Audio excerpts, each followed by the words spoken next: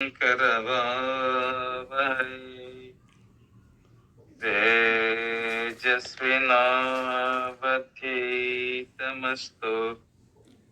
मा विद्विषावहै।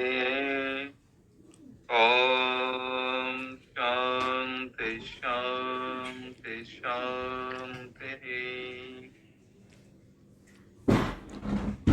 स्थावरं जंगमं चैव तथा चैव चराचरम् व्याप्तमेन जगत्सर्वं तस्मै श्री गुरवे नमः। तस्मै श्री गुरवे नमः। ಪರಮ ಪೂಜ್ಯ ಪ್ರಾತಸ್ಮರಣೀಯರಾದ ಶ್ರೋತೃ ಬ್ರಹ್ಮನಿಷ್ಠರಾದ ಶಿವಾನಂದ ಸಿದ್ಧಾರೂಢ ಯತೀಶ್ವರರ ಅಡಿದಾಬರೆಗಳಲ್ಲಿ ಅನಂತ ಕೋಟಿ ದೀರ್ಘದಂಡ ನಮಸ್ಕಾರಗಳನ್ನು ಸಮರ್ಪಿಸಿ, ಪರಮ ಪೂಜ್ಯ ಪ್ರಾತಸ್ಮರಣೀಯರಾದ ಶ್ರೋತೃ ಬ್ರಹ್ಮನಿಷ್ಠರಾದ ಪೂರ್ಣಾನಂದ ಯತೀಶ್ವರರ ಅಡಿದಾಬರೆಗಳಲ್ಲಿ ಅನಂತ ಭಕ್ತಿ ಪ್ರಣಾಮಗಳನ್ನು ಸಮರ್ಪಿಸಿ, ಪರಮ ಪೂಜ್ಯ ಪ್ರಾತಸ್ಮರಣೀಯರಾದ ಶ್ರೋತೃ ಬ್ರಹ್ಮನಿಷ್ಠರಾದ ಸದ್ಗುರುದೇವರ ಅಡಿದಾವರೆಗಳಲ್ಲಿ ಅನಂತ ಭಕ್ತಿ ಪ್ರಣಾಮ. ಪರಮ ಪೂಜ್ಯ ಪ್ರಾತಸ್ಮರಣೀಯರಾದ ಶ್ರೋತೃ ಬ್ರಹ್ಮನಿಷ್ಠರಾದ ಬಸವಾದಿ ಪ್ರಮಥರ ಅಡಿದಾವರೆಗಳಲ್ಲಿ ಅನಂತ ಭಕ್ತಿ ಪ್ರಣಾಮಗಳನ್ನು ಸಮರ್ಪಿಸಿ, ಸಕಲ ಸಂತ ಮಹಂತರ ಅಡಿದಾವರೆಗಳಲ್ಲಿ ತಮ್ಮೆಲ್ಲರಲ್ಲಿ ಅನಂತ ಭಕ್ತಿ ಪ್ರಣಾಮಗಳನ್ನು ಸಮರ್ಪಿಸಿ, ಶಿವಸ್ವರೂಪ ತಮ್ಮೆಲ್ಲರಿಗೂ ಅನೇಕ ಭಕ್ತಿ ಪ್ರಣಾಮಗಳನ್ನು. ಶರಣಾರ್ಥಿಗಳು. ನಿನ್ನೆಯ ದಿನದಲ್ಲಿ ಶಿವಾನಂದರ ಚರಿತಾಮೃತವನ್ನ ನಾವೆಲ್ಲರೂ ಕೇಳ್ತಾ ಬಂದಿದ್ದೇವೆ. ಮೂರವಸ್ಥೆಯ ಮರೆಯೊಡೆದು ತಾನಲ್ಲಲ್ಲಿ ಯಾರು ವಿಕೃತಿ ನವಗುಣೋನ್ನತಿಗಳೆಂಬ ಬೇರು ಒಡೆದಿಹ ಭಾವರಸ ಚಿತ್ತ ರಚನೆ ಕೆಲ ಜಾರದಂತ ಅಭಿನಯಿಸಿ ತೋರೇ ನಿಯತಿಯಳು. ಈ ಸಂಸಾರವೆಂಬ ನಾಟಕವನ್ನ ಮಾಯ ಎಂಬುವ ಸ್ತ್ರೀಯಳು ಎಲ್ಲಿ ನಿಂತು ಆಡಿಸುತ್ತಾಳೆ ಅಂದ್ರ, ಹಿಂದಿನ ಕಾಲದಲ್ಲಿ ಗೊಂಬೆಗಳು ಕುಣಿಸತಕ್ಕಂಥ ಪುರುಷನು ಪರದೆಯ ಮರೆಗೆ ನಿಂತು ಗೊಂಬೆಗಳಿಗೆ ಕಟ್ಟಿರುವಂತ ದಾರವನ್ನ ಜಗ್ಗಿ ಗೊಂಬೆಗಳನ್ನ ಹೇಗೆ ಕುಣಿಯುವಂತೆ ಮಾಡುತ್ತಿದ್ದನೋ, ಅವಾಗ ಕೇಳಿಕ್ಯಾತ್ರ ಅಂತೇಳಿ ಕೂಡ ಬರ್ತಿದ್ರಲ್ಲ, ಅದರಂತೆ ಈ ಮಾಯೆ ಕೂಡ ಆತ್ಮ ರೂಪವಾಗಿದ್ದ ಸೂತ್ರವನ್ನ ಹಿಡಿದುಕೊಂಡು ಜಾಗ್ರ ಸ್ವಪ್ನ ಸುಷುಪ್ತಿ ಎಂಬ ಮೂರವಸ್ಥೆಗಳ ರೂಪವಾಗಿದ್ದಂಥ ಪರದೆಗಳ ಮರೆಯಲ್ಲಿ ನಿಂತು ಮನುಷ್ಯ, ದೇವ, ದೈತ್ಯ, ನಾಗ ಮೊದಲಾದ ದೇಹಗಳ ರೂಪವಾಗಿರತಕ್ಕಂಥ ಗೊಂಬೆಗಳನ್ನ ಕುಣಿಸ್ತಾಳೆ. ಯಾರು? ಮಾಯೆ. ನಾಟಕವನ್ನು ಆಡಿಸುವವ ಹಾವಭಾವ ವಿಲಾಸ ಭ್ರಮಣ ಮೊದಲಾದಗಳಿಂದ ಕೂಡಿ ನಾಟಕವನ್ನ ಆಡಿಸ್ತಾನಲ್ಲ, ಅಲ್ಲೇನ್ ಮಾಡ್ತಾನ? ಕೈ ಸನ್ನೆ, ಬಾಯಿ ಸನ್ನೆ, ಕಣ್ಣ ಸನ್ನೆ ಮಾಡುವುದೇನುಂಟು? ಅದು ಹಾವವೆಂದು ಹೇಳಿಸಿಕೊಳ್ಳುವಲ್ಲ, ಮತ್ತ ತಾನು ಬಾಯಿಯಿಂದ ಹಾಡುಗಳನ್ನ ಹಾಡ್ತಾ ಅದಕ್ಕನುಸರಿಸಿ ಕೈ, ಕಾಲು, ಕಣ್ಣು, ಮುಖ ಮೊದಲಾದವುಗಳ ಚಲನವಲನಗಳಿಂದ ತೋರುವುದೇನೈತಲ್ಲ, ಭಾವ ಅಂತ ಹೇಳಿಸ್ಕೊಳ್ತದ. ನಾಟಕದಲ್ಲಿ ಹೇಗೆ ಕೈ ಸನ್ನೆ, ಬಾಯಿ ಸನ್ನೆ, ಜೀವನದಲ್ಲಿ ಮಾಡತಕ್ಕಂಥ ವ್ಯವಹಾರ ಕೂಡ ಆ ಪಾತ್ರಧಾರಿಗಳು ಹೇಗೆ ಮಾಡ್ತಾರಲ್ಲ ಅದರಂತೆ ಆನಂದದಿಂದ ನರ್ತನ ಮಾಡುವುದೇನುಂಟು ಅದು ವಿಲಾಸ ಅಂತ ಹೇಳಿಸ್ಕೊಳ್ತದ. ತಾವು ಮನದಂಬಿ ಆನಂದದಿಂದ ಅಭಿನಯ ಮಾಡ್ತಾರಲ್ಲ, ಗರಗರನೆ ತಿರುಗೋದೇನುಂಟು ಅದು ಭ್ರಮಣ ಅಂತ ಹೇಳ್ಕೊಳ್ತದಲ್ಲ. ಇಲ್ಲೇ ಮಾಯಾ ಎಂಬುವ ಸ್ತ್ರೀಯಳು ಕೂಡ ಅಸ್ಥಿತೆ, ಜಾಯತೆ, ವರ್ಧತೆ, ಪರಿಣಮತೆ, ಅಪಕ್ಷೀಯತೆ ಅಸ್ಥಿತಿ ಅಂದ್ರೆ ಇರುವಂಥದ್ದು, ಜಾಯತೆ ಹುಟ್ಟುವುದು, ವರ್ಧತೆ ಬೆಳೆಯುವುದು, ಪರಿಣಮತೆ ಮತ್ತಿದು ಬೆಳೆದು ಬೆಳೆದು ನಾನಾ ತರ ಎತ್ತರ ಅಗಲ ಕಿರಿ ಬೆನ್ನ ರೂಪ ಆಗಿ ವಿವರಣೆ ಆಗುವಂತಹದ್ದು. ಅಪಕ್ಷೀಯತೆ ಒಂದಿನ ನಾಶ ಆಗುವಂಥದ್ದು. ವಿನಶ್ಯತಿ ಕ್ಷೀಣಾಗಿ ನಾಶ ಆಗುವುದು. ಇಂಥ ಹಾವಭಾವಗಳಿಂದ ಯುಕ್ತವಾದ ನಾಟಕವನ್ನು ಆಡಿಸ್ತಾಳ ಆ ಮಾಯೆ. ಮಾಯಾ ಎಂಬ ಸ್ತ್ರೀಯಳು ಕೂಡ ಈ ತೆರಣಿಗೆ ವ್ಯವಹಾರ ಮಾಡ್ತಾಳಂತಂದಾಗ ನಾಟಕವನ್ನ ಆಡಿಸುತ್ತಾರಲ್ಲ. ಯಾಕಂದ್ರ ಒಂದೇ ರೀತಿಯಿಂದ ರಸಹೀನವಾಗಿ ನಾಟಕವನ್ನ ಆಡಿಸಿದರೆ ಪ್ರೇಕ್ಷಕರು ಏನ್ ಮಾಡ್ತಾರ, ಈ ನಾಟಕ ಚೆನ್ನಾಗಿಲ್ಲ ಅಂತ ಹೊರಟು ಹೋಗ್ತಾರ. ಆ ನಾಟಕದಲ್ಲಿ ರಸಮಂಜಿರ ಹಾಸ್ಯ, ದುಃಖ ಸನ್ನಿವೇಶ, ಅಳ ದರ್ಪದ ಸನ್ನಿವೇಶ, ಬರೇ ದರ್ಪದ ಆ ಸನ್ನಿವೇಶ ತೋರಿಸಿದ್ರೆ ಏನ್ ಮಾಡ್ತಾರೆ, ನಾಟಕ ಸರಿ ಇಲ್ಲ ಇದು ಅಂತ. ಬರೇ ಹಾಸ್ಯದ ಏನಪ್ಪ ಇದು, ಬರೇ ಹಾಸ್ಯನೇ ಐತಿ. ಬರೇ ದುಃಖದಿಂದ ತೋರಿಸಿ ಬರೇ ದುಃಖದ ಸನ್ನಿವೇಶ ಅಂತ ಏನ್ ಮಾಡ್ತಾರ, ಪ್ರೇಕ್ಷಕರು ನಾಟಕವನ್ನ ನೋಡಲಾರದ ಹೆಂಗ ಮನೆ ಹೋಗ್ತಾರಲ್ಲ. ಪ್ರೇಕ್ಷಕರ ಮನಸ್ಸಿಗೆ ಸಂತೋಷ ಆಗ್ಬೇಕಾದ್ರ ಶೃಂಗಾರ, ವೀರ, ಕರುಣ, ಹಾಸ್ಯ, ಭಯಾನಕ, ಬೀಭತ್ಸ, ರೌದ್ರ ಇಂಥ ಶಾಂತ ಮತ್ತು ವಾತ್ಸಲ್ಯಗಳೆಂಬ ನವರಸಗಳಿಂದ ಕೂಡಿದ ನಾಟಕ ಆಡಿಸ್ತಾರಲ್ಲ.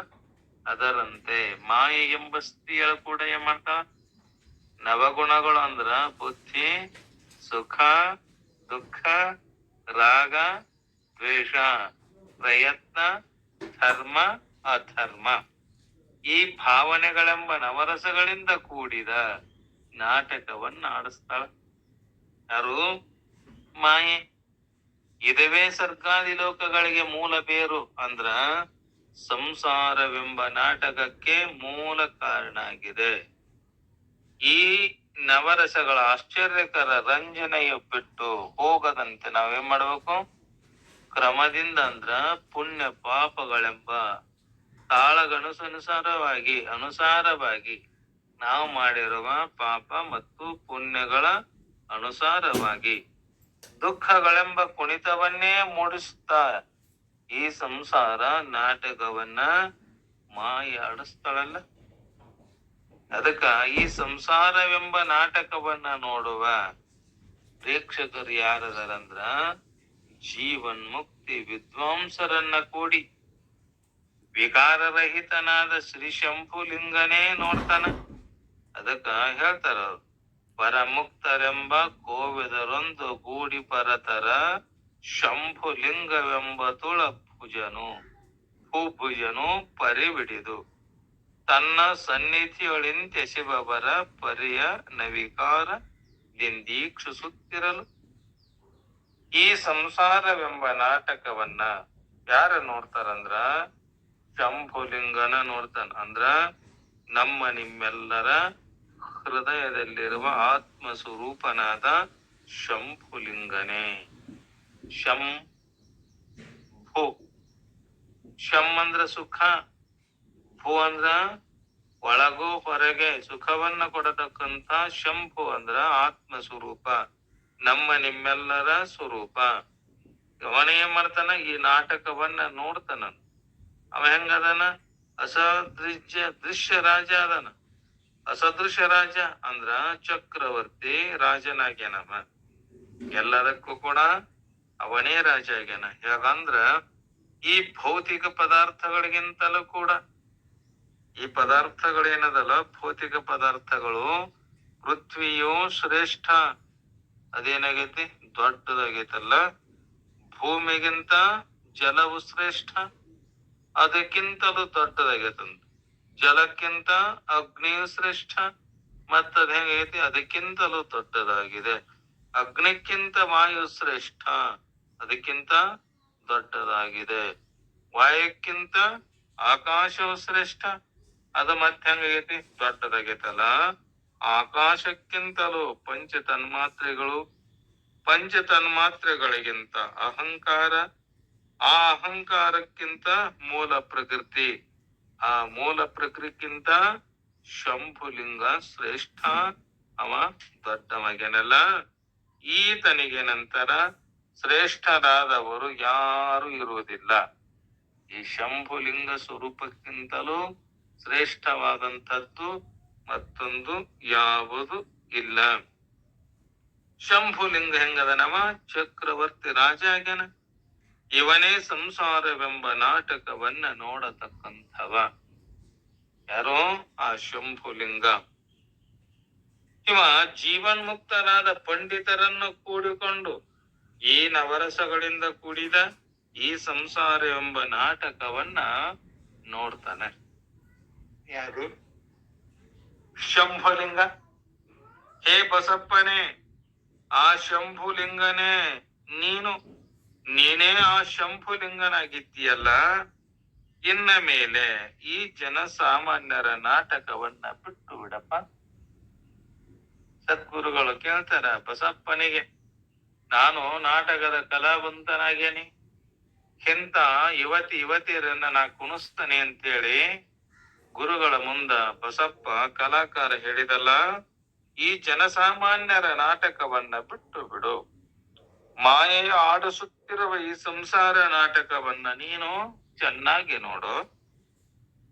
ಇಲ್ಲಿಯವರೆಗೆ ಸಂಸಾರ ನಾಟಕದಲ್ಲಿ ನೀನು ಒಬ್ಬ ಪಾತ್ರಧಾರಿಯಾಗಿದ್ಯಲ್ಲ. ಇನ್ನ ಮೇಲೆ ನೀನೇನ್ ಮಾಡು, ಈ ಸಂಸಾರ ನಾಟಕದ ಸೂತ್ರಧಾರ ಅಂದ್ರ ಪ್ರೇಕ್ಷಕನಾಗು, ನೋಡುವಂತೆ ಹಾಗಂತೇಳಿ ಆ ಸದ್ಗುರು ಯತಿವರೆನ್ನರು ಆ ಬಸಪ್ಪನಿಗೆ ಹೇಳ್ತಾರೆ. ಆಗ ಬಸಪ್ಪ ಆನಂದ ಭರಿತನಾದ ಬಸಪ್ಪ ಸದ್ಗುರುಗಳಿಗೆ ಸಾಷ್ಟಾಂಗ ನಮಸ್ಕಾರ ಮಾಡಿ ಅಂತಾನ, ಹೇ ಪರಮಾತ್ಮ, ಹೇ ಸದ್ಗುರುನಾಥ, ಇದುವರೆಗೆ ನಾನೇನ್ ಮಾಡಿದೆ? ನಾಟಕದ ಪಾತ್ರಧಾರಿಯಾಗಿ ಮಾಡಬಾರದ ಪಾಪಗಳನ್ನ ಮಾಡಿ ಏನ್ ಮಾಡಿದೆ? ಅತ್ಯಂತ ದುಃಖಿ ಆಗೇನಿ. ಈಗ ಈ ಸಂಸಾರ ನಾಟಕದ ರಹಸ್ಯನ್ನ ಕೇಳಿ ನಯನದೆ ನಿಮ್ಮ ಮುಖಾಂತರವಾಗಿ ನಿಮ್ಮ ಪ್ರತ್ಯಕ್ಷ ನಿಮ್ಮ ವಾಣಿಯಿಂದ ನಾ ಏನ್ ಮಾಡಿದೆ? ಇದನ್ನ ಕೇಳಿ ಪುಣಿತನಾದೆ ನಾನು. ಸದ್ಗುರುನಾಥ, ನೀವು ಹೆಂಗದಿರಿ? ನಾನು ಶಂಭುಲಿಂಗ ಸ್ವರೂಪನಾಗಿ ಈ ಸಂಸಾರ ನಾಟಕವನ್ನ ನೋಡುವನಾಗಬೇಕಾದ್ರ ಯಾವ ಸಾಧನೆಯನ್ನ ಮಾಡಬೇಕು? ಹೇ ಸದ್ಗುರುನಾಥ, ಆ ನಿಜವಾದ ಶಂಭುಲಿಂಗನನ್ನ ನಾ ನೋಡ್ಬೇಕಾದ್ರ ನಾನು ಯಾವ ಸಾಧನೆಯನ್ನ ಮಾಡಬೇಕು? ಅದನ್ನೊಂದಿಷ್ಟು ನನಗೆ ದಯಮಾಡಿ ನನ್ನ ಮೇಲೆ ಕೃಪೆ ತೋರಿ ನೀವು ನನಗೆ ಹೇಳಬೇಕು ಅಂತೇಳಿ ಬಸಪ್ಪ ಆ ಸದ್ಗುರುನಾಥರಿಗೆ ಪ್ರಾರ್ಥನೆ ಮಾಡ್ತಾನೆ. ಅವಾಗ ಗುರುಗಳಂತಾರ, ಹೇ ಬಸಪ್ಪ, ಶ್ರೀಮನ್ ನಿಜಗುಣರು ಕೂಡ ಹೇಳ್ಯಾರಲ್ಲ, ಕಾಯ ಬಿಡಿದ ಆತ್ಮರಾಶಿಗೆ ಪರತರ ಮುಕ್ತಿಗೆ ಉಪಾಯವು ಇದು ನಿಜ ಶಿವ ಮಂತ್ರ ಅನ್ನ. ಕಾಯ ಬಿಡಿದ ಆತ್ಮರಾಶಿಗೆ ಈಗೇನು ಮನುಷ್ಯ ಜನ್ಮಕ್ಕೆ ನಾವೆಲ್ಲ ಬಂದೇವಲ್ಲ, ಇದಕ್ಕೆ ಯಾವುದು ಅಂತಂದ್ರ ಶಿವಮಂತ್ರ. ನಿಜವಾಗಿ ಶಿವಪಂಚಾಕ್ಷರಿ ಮಹಾಮಂತ್ರವೇ ಏನಾಗಿದೆ? ಮುಕ್ತಿಗೆ ಉಪಾಯ ಆಗಿದೆಪ್ಪ ಅದು. ನೀನು ನಿತ್ಯದಲ್ಲಿ ಎಡಬಿಡದೆ ಶಿವಮಂತ್ರವನ್ನ ಪಠಿಸಿದರೆ ನೀ ಹೆಂಗಕ್ಕೆ ಮುಕ್ತಕ್ಕಿಪ್ಪ. ಅದನ್ನ ಬಿಟ್ಟು ಈ ನಾಟಕವನ್ನ ಅರ್ಥ ನಿನ್ನ ಜೀವನ ಪರ್ಯಂತರವಾಗಿ ಅಲ್ಲೇ ಜೀವನ ಕಳೆದಿದ್ದಾದ್ರ ನಿನಗೇನಾಕತ್ತೆ? ನಿಜವಾದ ಆನಂದದ ಮುಕ್ತಿಯ ಸುಖ ಎನಿಸುವುದಿಲ್ಲಪ್ಪ ಅಂತ ಕೇಳಿದಾಗ ಸದ್ಗುರುಗಳ ಅಪ್ಪಣೆಯನ್ನ ಪಡ್ಕೊಂಡು ಬಸಪ್ಪಂತನ ಅಂದಿನಿಂದ ಸದಾವ ಕಾಲದಲ್ಲಿ ಕೂಡ ಏನ್ ಮಾಡ್ತಾನ? ಆ ಶಿವ ಪಂಚಾಕ್ಷರಿ ಮಹಾಮಂತ್ರವನ್ನ ಪಠನೆ ಮಾಡ್ತಾನ. ಮನುಷ್ಯ ತಾನು ಮಾಡಿದ ಪಾಪಗಳಿಗೆ ಪಶ್ಚಾತ್ತಾಪ ಪಟ್ಟು ಅವೆಲ್ಲ ಏನ್ ಮಾಡ್ಯಾವಂದ್ರ ಅನಂತ ಜನ್ಮದಲ್ಲಿ ಮಾಡಿದ ಪಾಪ, ಆ ಪಾಪ ಕರ್ಮದಿಂದಲೇ ನಾವೇನಾಗ್ಯವಂದ್ರ ದುಃಖವನ್ನ ಅನುಭವಿಸ್ತಾ ಬಂದೇವಲ್ಲ. ಪಶ್ಚಾತ್ತಾಪ ಪಟ್ಟು ಮಂತ್ರದ ಜಪವನ್ನ ಆಚರಿಸಿದರೆ ಅವ ಮಾಡಿದ ಪಾಪಗಳೆಲ್ಲವೂ ಕೂಡ ನಾಶಕತೆ. ಪಠತೋ ನಾಸ್ತಿ ಮೂರ್ಖತ್ವಂ, ಜಪತೋ ನಾಸ್ತಿ ಪಾತಕಂ. ಮೌನಿನಃ ಕಲಹೋ ನಾಸ್ತಿ ನ ಭಯಂ ಜಾಸ್ತಿ ಜಾಗೃತಃ. ಅವ ಜಪಿಸ್ತಾ ಇದ್ದಾಗ ಶಿವಮಂತ್ರವನ್ನ, ಗುರುಕೊಟ್ಟ ಮಂತ್ರವನ್ನ ಜಪಿಸಿದಾಗ ಅದೇನಾಗತ್ತೆ? ಮಾಡಿದ ಪಾಪದ ರಾಶಿ ನಾಶಕತಂತು. ನಾವು ಅನಂತ ಜನ್ಮದಲ್ಲಿ ಕೂಡ ನಾವೇನ್ ಮಾಡೇವಿ? ಪಾಪ ಕೃತ್ಯಗಳನ್ನ ಮಾಡ್ತಾ ಮಾಡ್ತಾ ದುಃಖವನ್ನು ಅನುಭವಿಸ್ತಾ ಈ ಅರಿವಿನ ಜನ್ಮಕ್ಕೆ ಬಂದೇವಲ್ಲ, ತಿಳಿವಿನ ಜನ್ಮಕ್ಕೆ ಬಂದೇವಲ್ಲ. ಇಂಥ ಜನ್ಮ ನಾವು ಬಂದಾಗ, ನಮಗೆ ತೊಟ್ಟುಕೊಂಡು ಬಂದಾಗ ನಾವೇನ್ ಮಾಡ್ಬೇಕು? ಆ ಸದ್ಗುರುಗಳಿಗೆ ಶರಣಾಗತನಾಗಿ ಆ ಸದ್ಗುರು ಹೇಳಿದಂತೆ ಜಪವನ್ನಾಗಲಿ ತಪವನ್ನಾಗಲಿ ಅವರ ಸೇವೆಯನ್ನ ಆಪ್ತ ಅಂಗ ಸ್ಥಾನ ಸದ್ಭಾವದಿಂದ ಮಾಡಿದಾಗ ಇದೇ ಜನ್ಮದಲ್ಲಿ ನಮ್ಗೆ ಏನಕತಿ? ನಿಜವಾದ ಸುಖ ಸಿಗತದಂತ. ಅದಕ್ಕ ಮನುಷ್ಯ ತಾನು ಮಾಡಿದ ಪಾಪಗಳಿಗೆ ಪಶ್ಚಾತ್ತಾಪ ಪಟ್ಟು ಪಂಚಾಕ್ಷರಿ ಮಂತ್ರದ ಜಪವನ್ನ ಆಚರಿಸಿದರೆ ಅವ ಏನಕ್ಕನ? ಅವ ಮಾಡಿರುವ ಪಾಪಗಳು ಎಲ್ಲವೂ ಕೂಡ ನಾಶಕತೆಪ ಅಂತ ಸದ್ಗುರುನಾಥರು ಆ ಬಸಪ್ಪನಿಗೆ ಹೇಳ್ತಾರೆ. ಶಾಂತ್ಯ ಶುದ್ಧಂತಿ ವಿದ್ವಾಂಸೋ ದಾನೇನ ಕಾರ್ಯಕಾರಿಣಃ ಪ್ರಚ್ಛನ್ನ ಪಾಪ ಜಪೇನ ತಪಸ ವೇದ ವಿತ್ತಮ. ಕ್ಷಾಂತ್ಯ ಶುದ್ಧಂತಿ ಕ್ಷಾಂತ್ಯಾಹ ಶುದ್ಧಂತೆ ವಿದ್ವಾಂಸಃ ದಾನೇನ ಅಕಾರ್ಯಕಾರಿಣಃ ಪ್ರಚ್ಛನ್ನ ನ ಪಾಪ ಜಪೇನ ತಪಸ ವೇದ ವಿತ್ತಮಃ. ಪಂಡಿತರಾದವರು ಕೂಡ ಕ್ಷಮಾಗುಣದಿಂದ ಅಂದ್ರ ಸಹನಶೀಲತೆಯಿಂದ ಶುದ್ಧರಾಗ್ತಾರಂತ. ಅದಕ್ಕ ನಮ್ಮಲ್ಲಿ ಏನ್ ಮಾಡ್ಬೇಕು? ನಾವು ಎಷ್ಟೇ ಜನ್ಮದಲ್ಲಿ ಎಷ್ಟೇ ಕಷ್ಟ ಬಂದರೂ ಕೂಡ ಸಹನಶೀಲತೆಯಿಂದ ಜೀವನವನ್ನ ನಾವು ಮಾಡಿದ್ದಾದ್ರೆ ಏನಾಗತ್ತೆ? ನಮ್ಮ ಭಾವ ಶುದ್ಧಗದ. ಮಾಡಬಾರದ ಕೆಲಸಗಳನ್ನ ಮಾಡಿದವನು ಕೂಡ ದಾನ ಮಾಡುವುದರಿಂದ ಶುದ್ಧನಾಗ್ತಾನಂತ. ಪಾಪ ಕೃತ್ಯಗಳನ್ನ ಮಾಡಿ ತನ್ನ ನಿತ್ಯ ಜೀವನದಲ್ಲಿ ಮಾಡುವ ಕಾರ್ಯಗಳನ್ನ ಮಾಡ್ತಾ ದಾನ ಮಾಡ್ತಾ ಇದ್ರ ಅವನು ಕೂಡ ಏನಕ್ಕನ? ಶುದ್ಧಕನಂತ. ಅದಕ್ಕ ಹಸ್ತಸ್ಯ ಭೂಷಣಂ ದಾನಂ ಸತ್ಯಂ ಕಂಠಸ್ಯ ಭೂಷಣಂ ಶ್ರೋತ್ರಸ್ಯ ಭೂಷಣಂ ಶಾಸ್ತ್ರಂ ಭೂಷಣೈ ಕಿಂ ಪ್ರಯೋಜನಂ. ಈ ನಮ್ಮ ಕೈಗಳೇನದವಲ್ಲ, ಈ ಕೈಗಳಿಂದ ಇವು ಪವಿತ್ರವಾದ ಇನ್ನೊಬ್ಬರಿಗೆ ನಾವು ಕಷ್ಟಪಟ್ಟು ದುಡಿದಂತ ಸಿರಿ ಸಂಪತ್ತು ದವಸ ಧಾನ್ಯಗಳಾಗಲಿ ನಮಗೆಷ್ಟು ಬೇಕು ಅಷ್ಟು ಇಟ್ಟುಕೊಂಡು ಇನ್ನೊಬ್ಬರಿಗೆ ನಾವೇನ್ ಮಾಡ್ಬೇಕು? ದಾನ ಧರ್ಮವನ್ನ ಮಾಡ್ಬೇಕು. ಅದರಿಂದ ಈ ಕೈಗಳಿಗೆ ಪವಿತ್ರ ಆಗ್ತವಂತೀವಿ. ಎರಡು ಕೈಗಳು ಪುಣ್ಯಕ್ಷೇತ್ರಕ್ಕೆ ಹೋಗಿ ಸದ್ಗುರುಗಳ ದರ್ಶನಕ್ಕೆ ಹೋದಾಗ ಈ ಎರಡು ಕಾಲುಗಳು ಕೂಡ ಪಾವನಕ್ಕವಂತ. ಮತ್ತ ಸತ್ಯವನ್ನ ನಾವು ಮಾತಾಡಿದೀವಿ ಅಂದ್ರ ಏನಾಗತ್ತೆ? ಜೀವನವೇ ಉದ್ಧಾರಕದ. ಎಷ್ಟೇ ಕಷ್ಟ ಬಂದರೂ ಕೂಡ ನಮ್ಮ ಸತ್ಯವನ್ನ ಬಿಡಲಾರದ, ಇನ್ನೊಬ್ಬರಿಗೆ ತೊಂದರೆ ಕೊಡಲಾರದ ನಮ್ಮ ಜೀವನದಲ್ಲಿ ಸತ್ಯವನ್ನ ಮಾತನಾಡ್ತಾ, ಸತ್ಯ ಹರಿಶ್ಚಂದ್ರನು ಕೂಡ ಏನ್ ಮಾಡಿದ?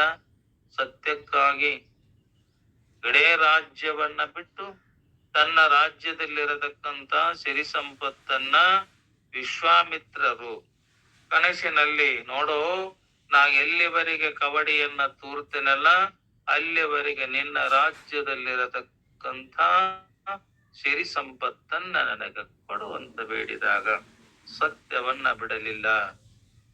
ಮಾಡಿದ? ನಾವು ಕೊಟ್ಟಿವಿ. ಸ್ವಪ್ನದಲ್ಲಿ ಕೇಳಿದಾಗ ಕೊಡ್ತೇನಂತೇಳಿ ಮಾತು ಕೊಟ್ಟ, ಜಾಗೃತದಲ್ಲಿ ಬಂದು ನಿಂತ. ಯಾಕೆ? ಆ ಸತ್ಯವನ್ನ ಪರೀಕ್ಷೆ ಮಾಡುವಗೋಸ್ಕರವಾಗಿ. ಇಲ್ಲಪ್ಪ ನಾನು ಎಲ್ಲಿವರೆಗೆ ನಾನು ಕವಡಿಯನ್ನ ತೋರೇನಲ್ಲ ಅಲ್ಲಿವರೆಗೆ ನಿನ್ನ ರಾಜ್ಯದಲ್ಲಿ ಸಿರಿ ಸಂಪತ್ತು ಬೆಳ್ಳಿ ಬಂಗಾರ ನನಗೆ ಕೊಡು ಅಂತ ಕೇಳಿದಾಗ ಆಯ್ತು ಅಂದ. ತನ್ನ ರಾಜ್ಯದಲ್ಲಿರತಕ್ಕಂಥದ್ದು ಎಲ್ಲ ಇಟ್ಟಾದರೂ ಕೂಡ ಕವಡಿ ಎಲ್ಲಿವರೆಗೆ ತೂರಿದ್ನಲ್ಲ ಅಲ್ಲಿವರೆಗೆ ಏನಾಗ್ಲಿಲ್ಲ, ಅವನ ರಾಜ್ಯದಲ್ಲಿರತಕ್ಕಂಥ ಸಿರಿ ಸಂಪತ್ತು ಆಗಲಿಲ್ಲ. ತನ್ನ ಮಗನನ್ನ ಮಾರಿಕೊಂಡ, ತನ್ನ ಮಡದೆಯನ್ನು ಕೂಡ ಮಾರಿದ, ಆದರೂ ಕೂಡ ಮುಗಿಯಲಿಲ್ಲ. ಯಾಕೆ? ಸ್ವಪ್ನದಲ್ಲಿ ಕೊಟ್ಟಂತ ದಾನಕ್ಕ, ಸತ್ಯಕ್ಕಾಗಿ ಮಾಡಿದ. ಆಗಲಾರದಕ್ಕ ತನ್ನನ್ನ ಕೂಡ ಕಾಶಿ ವಿಶ್ವನಾಥ, ಅಲ್ಲೇ ಕಾಶಿ ದೇಶದ ಕೊಲೆಯ ನಾಳ ಅನ್ನಲ್ಲ, ಆದರೂ ಕೂಡ ಮುಗಿಲಿಲ್ಲ. ಮಾಡಿದ? ಆದರೂ ಸತ್ಯಕ್ಕಾಗಿ ನಾನಾ ತರವಾಗಿ ಕಷ್ಟಪಟ್ಟರು. ಎಷ್ಟೇ ಕಷ್ಟ ಬಂದರೂ ಕೂಡ ಮಾಡ್ಲಿಲ್ಲವ, ಸತ್ಯವನ್ನ ಬಿಡಲಿಲ್ಲ. ಅದಕ್ಕ ಮಾಡದಿರುವ ದಾನ ಮಾಡುವುದರಿಂದ ಶುದ್ಧಕ್ಕನಲ್ಲ, ಗೂಢ ಪಾಪಗಳನ್ನೆಸಗದವರು ಜಪದಿಂದ ಶುದ್ಧರಾಗ್ತಾರ. ತಿಳಿದು ಮಾಡೋ, ತಿಳಿಯಲಾರದ ಮಾಡ್ಯೋ ಪಾಪ ಕೃತ್ಯಗಳನ್ನ ಮಾಡಿದರೂ ಕೂಡ ಅವ್ರೇನಾಕಾರ?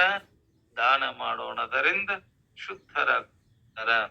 ಆ ಗುರುಪಟ್ಟ ಮಹಾಮಂತ್ರವನ್ನ ಜಪಿಸಿ ಜಪಿಸಿ ಹೆಬ್ಬಳ್ಳಿ ಹನುಮಂತನ ಕೂಡ ಮಾಡ್ಲಿಲ್ಲ, ಸದ್ಗುರುಗಳಿಗೆ ತಾನು ಮಾಡಿದ ಪಾಪ ಕರ್ಮಗಳನ್ನ ಹೇಳಲಾರದ ಮನಸ್ಸಿನಲ್ಲಿಟ್ಟುಕೊಂಡಿದ್ದಕ್ಕ ಮತ್ತು ಬ್ರಹ್ಮ ರಾಕ್ಷಸ ಆಗಿಟ್ಟಿನಲ್ಲ.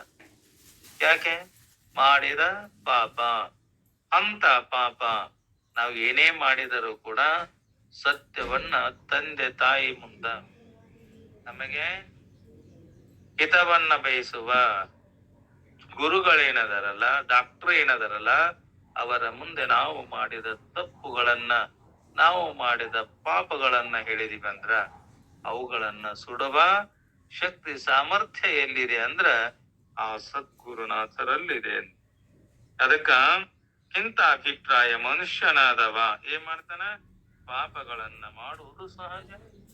ತಾನು ಸುಖಕ್ಕಾಗಿಯೋ ಅಸುಖಕ್ಕಾಗಿಯೋ ಜೀವನದೊಳಗ ತಾನು ಮಾಡುವ ಸಂಸಾರದ ಭಾರದಲ್ಲಿದ್ದಾಗ, ಸಂಸಾರದ ಭಾರವನ್ನ ಹೊತ್ತುಕೊಂಡು ಹೋಗುವಾಗ ತಿಳಿಯದೆ ತಪ್ಪು ಮಾಡ್ತಾನ, ತಿಳಿದು ತಪ್ಪು ಮಾಡ್ತಾನಲ್ಲ. ಯಾಕೆ? ಸಂಸಾರದ ಸುಖ ಇದು ಸಂಸಾರದ ಸಾಗರ ನಡೆಯಕ ಮಾಡಬಾರದ ಪಾಪ ಕೃತ್ಯಗಳನ್ನ ಮಾಡಿದಂತ ಆ ಪಾಪ ಆ ಸದ್ಗುರುವಿನ ವಚನಗಳನ್ನ ಕೇಳಿದಾಗ ಏನಕ್ಕವ? ದಾನ ಮಾಡೋಣದರಿಂದ, ಧರ್ಮ ಮಾಡೋಣದರಿಂದ ಅಂತ ಪಾಪ ಅಕ್ಕವಲಾದರೆ ಮಾಡಿದ ಪಾಪದ ಕಾರ್ಯಗಳನ್ನ ಸಮರ್ಥಿಸಿಕೊಳ್ಳುವ ಮಹಾಪಾಪಗೆ ತಂತು. ಮಾಡೇನೆಂದ್ರೆ ಅದು ಮಹಾಪಾಪ. ಅಂಥದ್ದನ್ನ ಪರಿಶುದ್ಧಗೊಳಿಸಲು ಯಾರಿಂದಲೂ ಕೂಡ ಸಾಧ್ಯ ಇಲ್ಲ. ಯಾವುದು? ಆ ಮಾಡಿದ ಪಾಪ. ಅದಕ್ಕ ಯಾವಾತನು ತಾನು ಮಾಡಿದ ಪಾಪವನ್ನ ತಿಳಿದುಕೊಂಡು ಪಶ್ಚಾತ್ತಾಪನವನ್ನು ಹೊಂದಿ ಮುಂದೆ ಮತ್ತೊಂದು ಅಂಥ ಪಾಪವಾಗದಂತೆ ತಿಳಿದುಕೊಂಡು ಎಚ್ಚರ ವಹಿಸ್ತಾನಲ್ಲ, ಎಷ್ಟೇ ಪಾಪಗಳನ್ನ ಮಾಡಿದ್ದರೂ ಕೂಡ ಜಪಗಳಿಂದ ಮುಕ್ತನಾಗಲು ಸಾಧ್ಯ ಆಯಿತು. ತಿಳಿದು ತಾನು ವಿಚಾರ ಮಾಡಿ ತಿಳಿಯದೆ ಎಷ್ಟೋ ಪಾಪಗಳನ್ನ ಮಾಡಿದರೂ ಕೂಡ ತನಗ ತಿಳುವಳಿಕೆ ಬಂದ ನಂತರ ಅಂತ ಪಾಪ ಕೃತ್ಯಗಳನ್ನ ಮಾಡಲಾರದೆ ಆ ಪಾಪಗಳಿಂದ ಮುಕ್ತನಾಗಂತ ಗುರುಪಟ್ಟ ಮಹಾಮಂತ್ರದಿಂದ, ಪಂಚಾಕ್ಷರಿಯ ಮಹಾಮಂತ್ರದಿಂದ ಅದಕ್ಕ ಅಂತದ್ದನ್ನ ನಾವು ಪಶ್ಚಾತ್ತಾಪ ಪಟ್ಟು ಅದಕ್ಕಂತನ ಬದರಂತೆ ಬಸಪ್ಪನು ಕೂಡ ತಾನು ಮಾಡಿದ ಪಾಪಗಳಿಂದ ಪಶ್ಚಾತ್ತಾಪ ಪಟ್ಟು, ಹೇ ಸದ್ಗುರುನಾಥ, ನನ್ನ ಜೀವನ ಪರ್ಯಂತರವಾಗಿ ಮಾಡಬಾರಲಾರದಂತ ಪಾಪಗಳನ್ನ ಮಾಡಿ ನಾಟಕ ಕಲೆಗಾರನಾಗಿ ಯುವಕ ಯುವತಿಯರನ್ನ ನಾನು ನಾಟಕ ರಣರಂಗದಲ್ಲಿ ಕುಣಿಸಿ ಅವರನ್ನ ಕಾಮ ಚೇಷ್ಟರನ್ನಾಗಿ ಮಾಡಿ ಅದನ್ನ ನೋಡುತ್ತಾ ನಾನು ಕಾಮ ಕೀಲಿಯಾಗಿ ನಾನು ಜೀವನ ವ್ಯರ್ಥ ಮಾಡಿ ಎಷ್ಟೇ ಪಾಪವನ್ನ ಮಾಡಿದ್ನೆಲ್ಲಂತ ಆ ಸದ್ಗುರುಗಳ ಮುಂದ ಬೇಡ್ಕೊಳ್ತಾನೆ. ನಾನು ಅನಂತ ಜನ್ಮದೊಳಗ ನಾನೇನ್ ಮಾಡಿದೆ? ಪಾಪವನ್ನ ಮಾಡಿದೆ. ಅದಕ್ಕ ಪಶ್ಚಾತ್ತಾಪ ಪಟ್ಟು ಸದ್ಗುರುಗಳಿಂದ ದೀಕ್ಷಿತನಾಗಿ ಶಿವಮಂತ್ರವನ್ನ ಎಡೆಬಿಡದೆ ಜಪ ಮಾಡಕತ್ತೀನಂತ ಸದ್ಗುರುಗಳ ಸನ್ನಿಧಿಗೆ ಹೋಗಿ ಯಪ್ಪ ನಾನು ಮಾಡಿದ ತಪ್ಪುಗಳನ್ನ ಪಾಪಗಳನ್ನ ಮಾಡಿದ್ನೆಲ್ಲ, ಅದಕ್ಕೆ ಈ ಪಾಪದಿಂದ ನಾನು ಮುಕ್ತನಾಗಬೇಕಾದ್ರ ನೀವೇನ್ ಮಾಡ್ರಿ, ನನಗೆ ದೀಕ್ಷೆಯನ್ನ ಕೊಟ್ಟು ಆ ಶಿವಮಂತ್ರವನ್ನ ಎಡೆಬಿಡದೆ ಜಪಿಸ್ತಾ ಇದ್ದ ಅವನ ಮನಸ್ಸಿನಲ್ಲಿ ಶಾಂತಿ ಲಭಿಸ್ತಂತ. ಅದಲ್ಲೇನ್ ಮಾಡಿದ, ಅದೇ ಪಾಪ ಕೃತ್ಯದಲ್ಲಿ ಪಾಪ ಕರ್ಮವನ್ನ ಮಾಡ್ತಾ ಮನಸ್ಸಿಗೆ ನೆಮ್ಮದಿ ಶಾಂತಿ ಎಂದೆಂದು ಸಿಕ್ಕಿದ್ದಿಲ್ಲ. ಅವಾಗ ಗುರುಗಳ ಮುಖಾಂತರವಾಗಿ ತಾನು ಉಪದೇಶವನ್ನ ಪಡ್ಕೊಂಡು ಆ ಮಂತ್ರವನ್ನ ಹೇಳ್ತಾ ಇದ್ದಾಗ ಅವಾಗ ಶಾಂತಿ ಸಮಾಧಾನ ಆ ಬಸಪ್ಪಣಿ ಸಿಕ್ತಂತ. ಅದಕ್ಕ ಅವನ ಪ್ರವೃತ್ತಿ ಬದಲಾವಣೆ ಹೊಂತೆಂತ. ಅವ ಏನ್ ಮಾಡಿದ, ಸದಾಚಾರ ಸಂಪನ್ನನಾಗಿ ಸದಾವ ಕಾಲದಲ್ಲಿ ಪೂಜೆ ಧ್ಯಾನ ಜಪಾದಿಗಳಲ್ಲಿ ಕಾಲ ಕಳೀತಾ ಇದ್ದ. ಯಾರು? ಕಲೆಕಾರನಾದ, ನಾಟಕವನ್ನ ಆಡಿಸತಕ್ಕಂಥ ಸಂಗೀತ ಕಲಾಕಾರನಾದ ಆ ಬಸಪ್ಪ. ಇದರಿಂದ ಊರಿನ ಜನ ಏನನ್ನ ಕತ್ತಿದ್ರಂದ್ರ, ಅವನನ್ನ ಶರಣ ಅಂತ ಕರೆಯಕತ್ತಿದ್ರಂತ. ಕಲೆಕಾರನಾದ, ನಾಟಕ ಕಲಿಸುವ ಮಾಸ್ತರನಾದ ಆ ಬಸಪ್ಪಗೆ ಏನನ್ನ ಕತ್ತಿದ್ರು, ಶರಣ. ಆ ಬಸಪ್ಪ ಒಮ್ಮೆ ಹೊಸಳ್ಳಿ ಗೌಡರ ಮನೆಯೊಳಗ ಸ್ನಾನ ಮಾಡಿ ಪೂಜೆಗೆ ಕುಳಿತು ಮನದಲ್ಲಿ ಸದ್ಗುರು ಶಿವಾನಂದರ ಮೂರ್ತಿಯನ್ನ ಪ್ರತಿಷ್ಠಾಪಿಸಿ ಶಿವಸಹಸ್ರ ನಾಮಗಳನ್ನ ಜಪಿಸ್ತಾ ಇದ್ದ. ಆ ಜಪಿಸ್ತಾ ಇದ್ದಾಗ ಅಂತರ್ಮುಖನಾದ ಬಸಪ್ಪನ ಚಿತ್ತ ಏಕಾಗ್ರತವಾಗಿ ಶಿವಾನಂದರ ರೂಪದಲ್ಲಿ ನಿಂತು ಬಿಟ್ಟಿದ್ದಂತೆ. ತಾನು ಮಾಡಿದ ಅನಂತ ಜೀವನದೊಳಗೆ ಎಲ್ಲ ಮಾಡಿ ಕೂಡ ಆ ಸದ್ಗುರುಗಳ ಹೇಳಿಕೊಟ್ಟಂತ ಮಂತ್ರವನ್ನ ತಾನು ಆ ಶಿವಸಹಸ್ರ ನಾಮಗಳನ್ನ ಜಪಿಸ್ತಾ ಅವನ ಮನಸ್ಸು ಅಂತರ್ಮುಖ ಆಗಿತ್ತಂತ. ಆ ಸಮಯದಲ್ಲಿ ಎಲ್ಲಿಂದೋ ಒಂದು ಘಟಸರ್ಪ ಬಂದು ಬುಸ್ ಅಂತ ಎಡೆ ಬಿಚ್ಚತಂತ. ಯಾರ ಮುಂದ? ಆ ಬಸಪ್ಪ ಹೊಸಳ್ಳಿ ಗೌಡರ ಮನೆಯಲ್ಲಿ ಸ್ನಾನ ಮಾಡಿ ಪೂಜೆಗೆ ಕುಳಿತಾಗ ಸಂದರ್ಭದಲ್ಲಿ ಒಂದು ಹಾವು ಬಂದು ಬುಸ್ಸೆಂದು ಎಡೆಬಿಚ್ಚಿ ಅವನ ಎದುರಿಗೆ ನಿಂತಿರಲು ಅದನ್ನ ಕಂಡ ಅಲ್ಲಿ ನೆರೆದ ಜನರೆಲ್ಲರೂ ಕೂಡ ಕೂಡಲೇ ಕಲ್ಲು ಬಡಿಗೆಗಳಿಂದ ಹೊಡೆಯಿರಿ ಅಂತ ಕೂಗಾಡಕತ್ತಿದ್ರಂತ. ಯಾಕ? ಆ ಸರ್ಪ ಮನಿಗ್ ಬಂದದಂದಾಗ ಇವಾರ ಪೂಜೆ ಕುಂತಾನ, ಇವನ ಮುಂದೆ ಹೆಡೆ ಎತ್ತಿ ಬುಸ್ ಅಂತ ಬೋರಾಡಕತ್ತಿತ್ತಲ್ಲ ಹಾವು, ಅದಕ್ಕ ಇದನ್ನ ಬಡದು ಕೊಲ್ಲಬೇಕು ಅಂತೇಳಿ ಗದ್ಲ ಮಾಡೋದ್ರೊಳಗೆ ಇವಂಗೇನಾತ್, ಬಸಪ್ಪಗ ಎಚ್ಚರಿಕೆ ಆತ. ಕೊಂತೆರದು ನೋಡ್ತಾನ, ತನ್ನ ಎದುರಿನಲ್ಲಿ ಕಾಳಿಂಗ ಸರ್ಪ ಎಡೆ ಬಿಚ್ಚಿ ಕುಳಿತಿದೆ.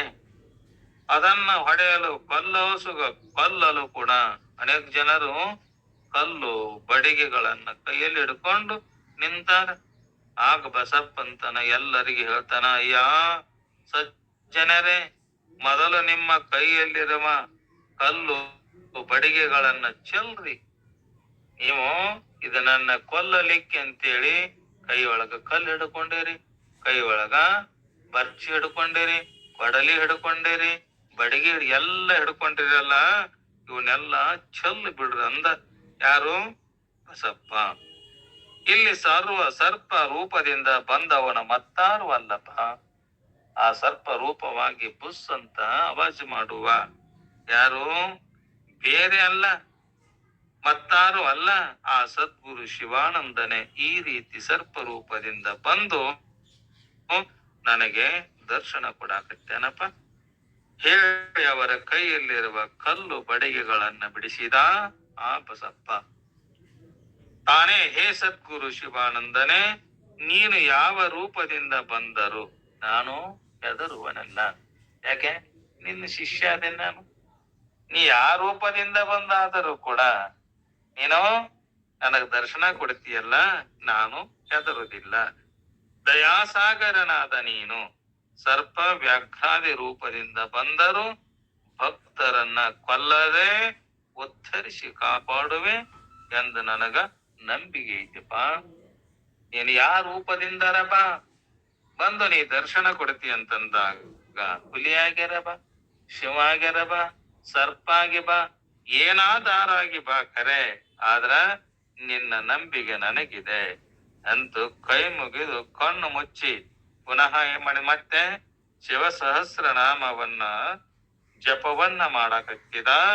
ಆಗ ಸರ್ಪವು ಅವನ ಬಲದೊಡೆಯನ್ನೇರಿ ಸರ್ಪ ಭೂಷಣ ಶಿವನಂತೆ ಅವನ ಕೊರಡಿಗೆ ಸುತ್ತಿ ತಲೆಯ ಮೇಲೆ ತನ್ನ ಹೆಡೆಯನ್ನ ಬಿಚ್ಚಿ ಆಡಲಾರಂಭಿಸಿತು.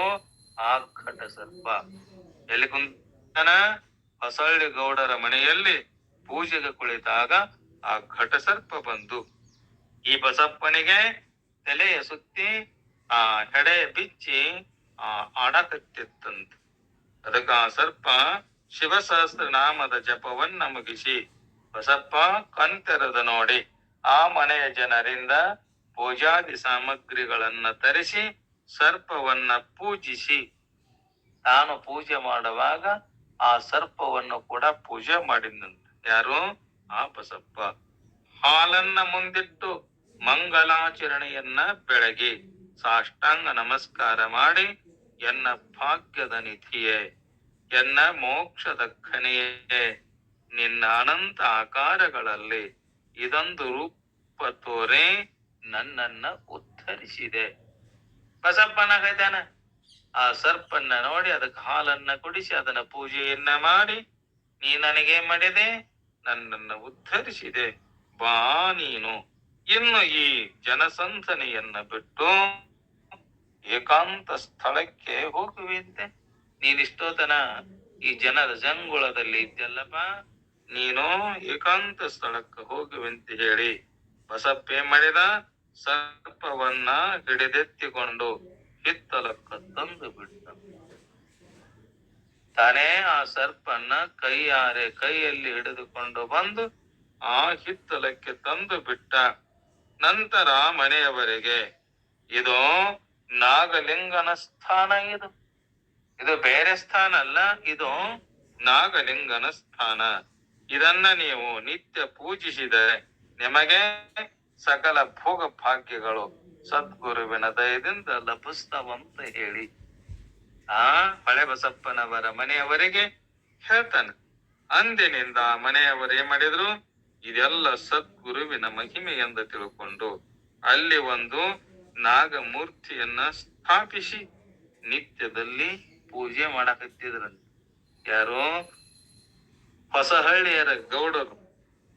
ಇತ್ತ ಬಸಪ್ಪ ಭಕ್ತಿ ಭಾವದಿಂದ ಪುಳಕಿತನಾಗಿ ಸದ್ಗುರು ಶಿವಾನಂದರಲ್ಲಿ ಇದ್ದೆ ಬಂದು ತನಗಾದ ಅನುಭವವನ್ನ ಅವರಿಗೆ ಹೇಳಿ, ಯಪ್ಪ, ನಾನು ಹೊಸಳ್ಳಿ ಗೌಡರು ಮನೆಗೆ ಹೋಗಿದ್ದೆ, ಹಿಂಗ ನನಗಾತು ಅಂತೇಳಿ ಆ ಸದ್ಗುರುನಾಥರ ಮುಂದೆ ಹೇಳ್ತಾನೆ. ಸದ್ಗುರುನಾಥನೇ, ಇದೆಲ್ಲವೂ ನಿನ್ನ ಮಹಿಮೆ, ನನಗಿಷ್ಟೆಲ್ಲ ಜೀವನದೊಳಗ ಆಗೈತಂದಾಗ ಇದೆಲ್ಲವೂ ನಿನ್ನ ಮಹಿಮೆ, ನಿನ್ನ ಆಶೀರ್ವಾದದ ಫಲ ಅಂತ ಹೇಳಿ ಆ ಸದ್ಗುರು ಶಿವಾನಂದ ಯತೀಶ್ವರರಿಗೆ ಸಾಷ್ಟಾಂಗ ನಮಸ್ಕಾರವನ್ನ ಮಾಡಿ ಕೈ ಮುಗಿದು ನಿಂತರಲು ಅವಾಗ ಸದ್ಗುರು ಹೇಳ್ತಾರೆ, ಹೇ ಬಸವನೇ ಕೇಳು.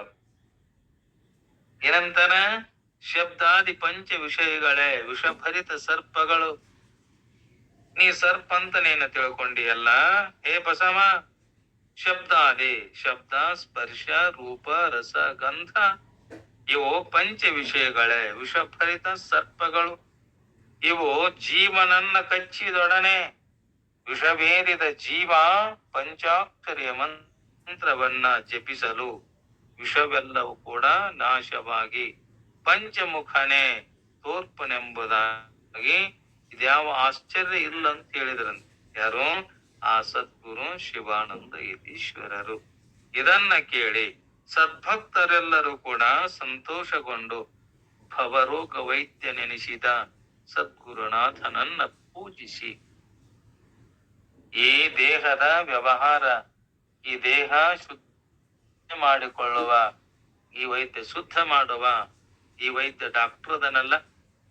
ರೋಗಿಗೆ ಡಾಕ್ಟರ್ ಹತ್ತಿರ ಹೋದಾಗ ತಾನೇನ್ ಮಾಡ್ತಾನ? ತಾನ ಎಲ್ಲ ಚೆಕ್ ಮಾಡಿ ಯಾವ ರೋಗ ತಂದು ಕಂಡು ಹಿಡಿದು ಅದಕ್ಕ ಇಂಜೆಕ್ಷನ್ ಮಾಡಿ ಗುಳಿಗೆಗನ್ನ ಕೊಡ್ತಾನ. ಆ ಇಂಜೆಕ್ಷನ್ ಮಾಡಿದಾಗ ಗುಳಿಗೆಯನ್ನ ಕೊಟ್ಟ ಅವನು ಹೇಳಿದಂತೆ ಪಥ್ಯ ಮಾಡಿದಾಗ ಅವನ ರೋಗ ಏನಾಕತಿ, ಜಡ್ಡು ಹುಷಾರಾಕತ್ತಲ್ಲ. ಈ ಭವರೋಗ ವೈದ್ಯನಾದ ಸದ್ಗುರುನಾಥ ಯಾರು? ಶಿವಾನಂದ ಯತೀಶ್ವರರು. ಇವರು ಭವರೋಗ ವೈದ್ಯ. ಭವ ಅಂದ್ರ ಹುಟ್ಟು ಸಾವುಗಳನ್ನ ಬಿಡಿಸುವ ಭವರೋಗ ವೈದ್ಯ. ಡಾಕ್ಟರ್ ತನಲ್ಲ.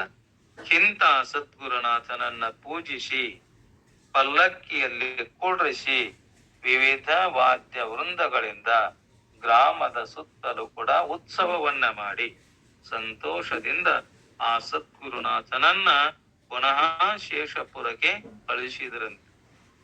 ನಾಗನೂರಿನ ಭಕ್ತರೇ ಧನ್ಯರು ಅಂತ ಕೊಂಡಾಡಿ ಅವರು ಸದ್ಗುರುನಾಥನನ್ನ ಭಕ್ತಿಯ ಪಾಶದಿಂದ ಕಟ್ಟಿದರಂತೆ. ಎಲ್ಲಿ ಭಕ್ತಿ ಇದೆ, ಎಲ್ಲಿ ಶ್ರದ್ಧೆ ಇದೆ, ಎಲ್ಲಿ ವಿಶ್ವಾಸವಿದೆ, ಆ ಗುರುಗಳ ಮನಸ್ಸು ಅಲ್ಲಿ ಹರಿತಾ ಇದೆ ಅಂತ. ಭಕ್ತಿಯ ಪಾಶದಿಂದ, ಪಾಶ ಅಂದ್ರೆ ಹಗ್ಗ, ಭಕ್ತಿ ಎಂಬ ಹಗ್ಗದಿಂದ ಕಟ್ಟಿ ಹಾಕಿದ್ರಂತೆ. ಯಾರನ್ನ? ಸದ್ಗುರು ಶಿವಾನಂದರ ಯತೀಶ್ವರರನ್ನ. ಎಲ್ಲಿಯ ಸಂಚಾರಕ್ಕೆ ಹೋಗಿದ್ದರು ಕೂಡ ಅವ್ರೇನ್ ಮಾಡಕತ್ತಿದ್ರು?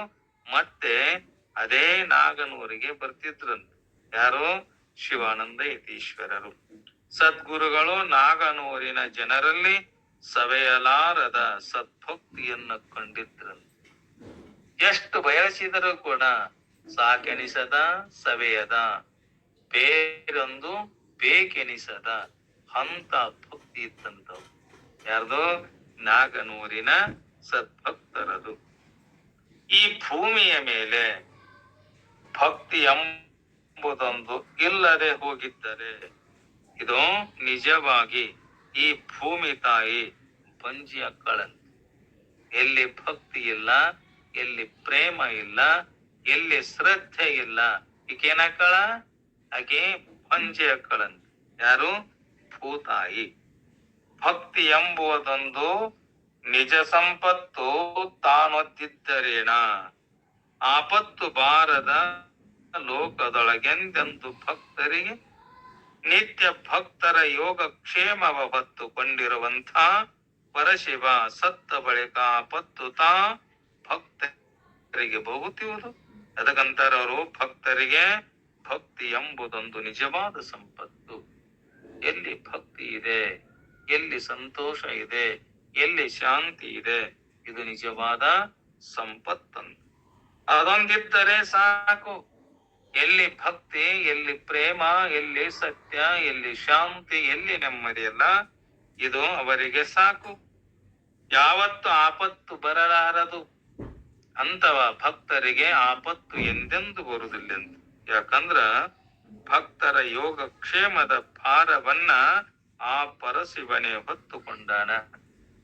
ಪರಶಿವ ಆ ಭಯಭಕ್ತಿಯಿಂದ ಕೂಡಿದಂತ ಭಕ್ತನನ್ನ ಹಂಗ ಅವ ರಕ್ಷಣೆ ಮಾಡ್ತಾನ, ಕೃಪೆ ಮಾಡ್ತಾನ. ದಯಾಸಾಗರನಾದ ಎಲ್ಲ ಯೋಗಕ್ಷೇಮವನ್ನ ನೋಡಿಕೊಳ್ತಾನ.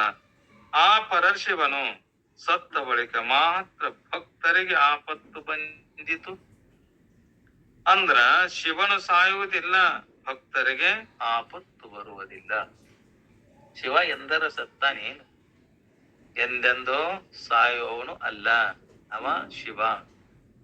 ಯಾ ಶಿವ ಈ ದೇಹದೊಳಗು ಕೂಡ ಅದನ ಅನುರೇನು ತೃಣಕಾಷ್ಟದಲ್ಲಿ ಕೂಡ ತುಂಬಿಕೊಂಡನಲ್ಲವ. ಅವ ಎಂದೆಂದು ಸಾಯುವುದಿಲ್ಲ. ಯಾರು? ಆ ಪರಮಾತ್ಮ.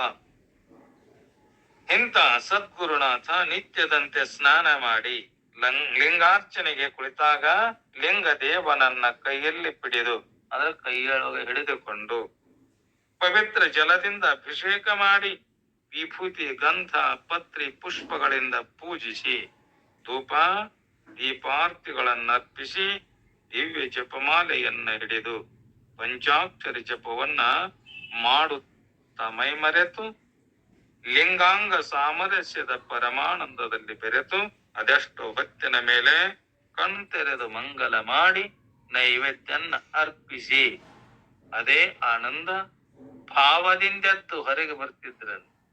ನಾವು ಕೂಡ ನಮ್ಮ ಜೀವನದೊಳಗ ಹಂಗಾಗಬೇಕು. ಪರಮಾತ್ಮನನ್ನ ಪೂಜಿಸಲಾರದ, ಪರಮಾತ್ಮನಿಗೆ ಅನ್ನವನ್ನ ಅರ್ಪಿಸಲಾರದ ಹಂಗ ನಾವು ಜೀವನವನ್ನ ಮಾಡಿದ್ದಾದರ ಈ ಮನುಷ್ಯಕ್ಕೆ ಜೀವ ಈ ದೇಹವನ್ನ ತೊಟ್ಟುಕೊಳ್ಳು ಬಂದಿದ್ದು ಕೂಡ ಸಾರ್ಥಕ ಆಗುದಿಲ್ಲ. ಯಾಕೆ? ಗುರುವಿನ ಗುಲಾಮನಾಗುವ ತನಕ ದೊರೆಯದನ್ನ ಮುಕ್ತಿ ಅಂತ ಹೇಳಿದ್ರಲ್ಲ. ಅದಕ್ಕ ಅವರು ಕೂಡ ಏನ್ ಮಾಡ್ತಿದ್ರು, ಲಿಂಗ ಭಾವದಿಂದ ಅದೇ ಭಾವದಿಂದ ಎದ್ದು ಹೊರಗೆ ಬರ್ತಿದ್ರು. ಓಣಿಯಲ್ಲಿ ಜನರು ಜೋಳಗಳನ್ನ ಒಣ ಹಾಕಿದ್ರು. ಯಾಕೋ ಅವರ ದೃಷ್ಟಿ ಒಣ ಹಾಕಿದ ಜೋಳದ ಕಡೆಗೆ ಹರಿ. ಭಕ್ತರು ಹಾಕ್ಯಾರಂದಾಗ ಆ ಜೋಳ ಹರಿಯಾರಲ್ಲ ಅದರ ಕಡೆ ಹರಿತಂತ.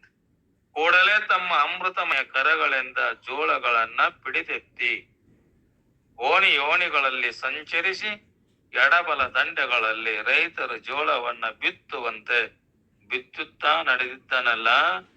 ಊರಿನ ಹೆಣ್ಣು ಮಕ್ಕಳು ಕೂಡ ಆಶ್ಚರ್ಯಚಕಿತರಾಗಿ ನೋಡ್ತಾರ, ಸದ್ಗುರುನಾಥ ಇವತ್ತು ಇದೇನಿದು ಲೀಲೆಯನ್ನ ಮಾಡ್ತಾ ಇದ್ದಾನೆ. ಎಲ್ಲರೂ ಜೋಳವನ್ನ ಹಾಕಿದಾಗ ಆ ಜೋಳಲ್ಲಿ ಕೈ ಬಿತ್ತಿದಂತೆ ಮಾಡ್ತಾನಲ್ಲ, ಏನಿದು ಕುತೂಹಲ. ಊರಿನ ಹೆಣ್ಣ ಮಕ್ಕಳಲ್ಲಿ ನಂದಿ ವಾಹನನು ಸುಂದರ ನಂಬಿಗಾನಂದದಿಂದ ದನವನ್ನ ಕೊಟ್ಟಂತೆ.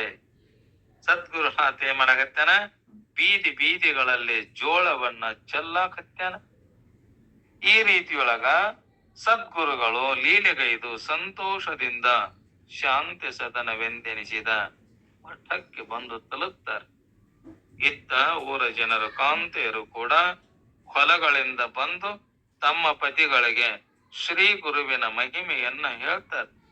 ಹೊಲಕ್ಕೋಗ್ಯದ ಗಂಡರು ಅವರ ಪತಿದೇವರು ಅವಾಗ ಮನೆಯಲ್ಲಿದ್ದಂತ ಹೆಂಡರು ಏನ್ ಮಾಡ್ತಾರ, ಅವರಿಗೆ ಸದ್ಗುರುನಾಥರು ಹಿಂಗಂತ ಹೇಳಿ ಈ ತೆರನಾಗಿ ನಮ್ ಸದ್ಗುರುನಾಥರು ಮಾಡ್ಯಾರಂತ ಹೇಳಿ ಆ ಸದ್ಗುರುವಿನ ಮಹಿಮೆಯನ್ನ ಜನರಂತೂ ಅರಿವರು ಹೆಂಗ ತಿಳ್ಕೊಂತಾರ ಅವರು ಅಂತ ಮಠಕ್ಕೆ ಬಂದು ಸದ್ಗುರುಗಳನ್ನ ಏನ್ ಮಾಡ್ತಾರ, ಭಕ್ತಿ ಭಾವದಿಂದ ಪೂಜಿಸಿ ಅವರಿಗೆ ನಮಿಸಿ ಹೋಗ್ತಾರ.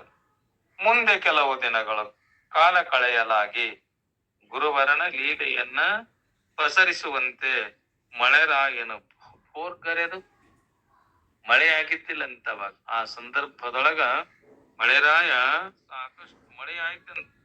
ಆವಾಗ ತನ್ನೊಡಲಲ್ಲಿ ನೀಡಿದ ಜೋಳದ ಬೀಜಗಳನ್ನೇ ಬೆಳೆಸಿ ಪ್ರತಿ ವರ್ಷಕ್ಕಿಂತಲೂ ಕೂಡ 100 ಪಟ್ಟು ಧಾನ್ಯವನ್ನ ಬೆಳೆದುಕೊಟ್ಟಾಳ ಭೂತಾಯಿ. ಸದ್ಗುರುನಾಥರು ಕೈಯಲ್ಲಿ ಹಿಡಿದು ಬಿತ್ತಿದಂತೆ ಭೂಮಿಯಲ್ಲಿ ಆ ಕಾಳನ್ನ ಚೆಲ್ಲಿದಾಗ ಊರೊಳಗಿನ ಜನರು ರಾಶಿಯನ್ನ ತಂದು ತುಂಬುತ್ತಿರುವಾಗ ಊರಲ್ಲಿರುವ ಕಣಜಗಳು ತುಂಬಿ ಸದ್ಭಕ್ತರು ಸಂತೋಷದಲ್ಲಿ ಮುಳುಗ್ತಾ ಇದ್ದ ಮಠಕ್ಕೆ ಬಂದು ಗುರುಗಳ ಪಾದಾರವಿಂದಗಳಲ್ಲಿ ಸಾಷ್ಟಾಂಗವೆರಗಿ, ಸದ್ಗುರುವೇ, ಅಂದು ನೀನು ನಿನ್ನ ಅಮೃತ ಹಸ್ತದಿಂದ ಊರೆಲ್ಲ ಬಿತ್ತಿದ ಜೋಳದ ಲೀಲೆಯನ್ನ ನಾವಿಂದು ಕಣ್ಣಾರೆ ಕಾಣ್ತೇವಪ್ಪ.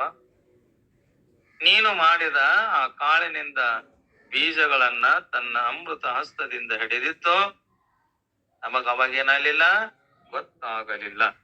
ನಾವೇನ್ ಮಾಡ್ತೇವೆ, ಕಣ್ಣಾರೆ ನಾವು ಕಣ್ಣು ತುಂಬ ನೋಡ್ತೇವಂತ.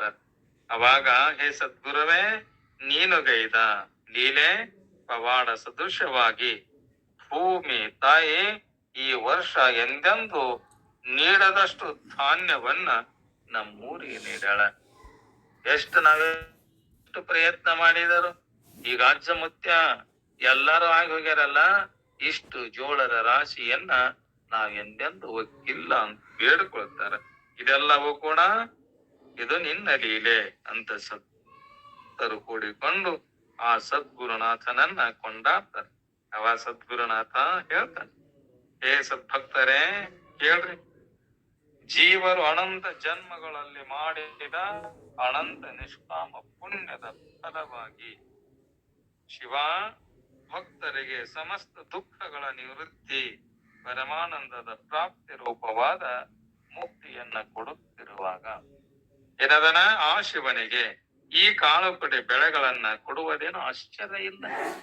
ನಿಜವಾದ ಸುಖ ಕೊಡುವಂತ ಸಾಮರ್ಥ್ಯ ಅಂತ ಸದ್ಗುರುಗೆ ಇರುವಾಗ, ಆ ಶಿವನಿಗೆ ಇರುವಾಗ, ಇದು ಕಾಳು ಕಡೆ ಬೆಳೆಗಳನ್ನ ಕೊಡುವುದೇನೋ ಅವನಿಗೆ ಆಶ್ಚರ್ಯ ಏನಿದೆ.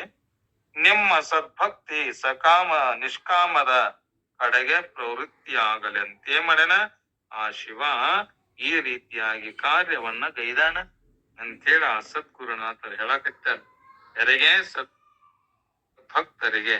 ಆ ಸದ್ಭಕ್ತರು ಆಗ ಆ ಪವಾಡದ ಗೂಢಾರ್ಥವನ್ನ ತಿಳಿದು ಸಂತೋಷದಿಂದ ತಮ್ಮ ಮನೆಗೆ ಹೋದ್ರಂತೆ. ಎಲ್ಲ ಸದ್ಭಕ್ತ ಶರಣರು ಈ ರೀತಿಯಾಗಿ ಸದ್ಗುರುಗಳು ಮಾನವರ ಸ್ವಭಾವ ಸಿದ್ಧವಾದ ಪ್ರಕೃತಿ ಮಾರ್ಗವನ್ನ ಉಪಾಯದಿಂದ ಬಿಡಿಸಿ ಅವ್ರೇನ್ ಮಾಡ್ಯಾರ, ಇದು ಸತ್ಯ ಅಂತ ಕೊಂಡ್ಕೊಂಡಾರಲ್ಲ, ಅವನ್ನೆಲ್ಲ ಉಪಾಯದಿಂದ ಬಿಡಿಸಿ ನಿವೃತ್ತಿ ಮಾರ್ಗದಲ್ಲಿ ಕರೆದೊಯ್ತಾ ಇದ್ದರು.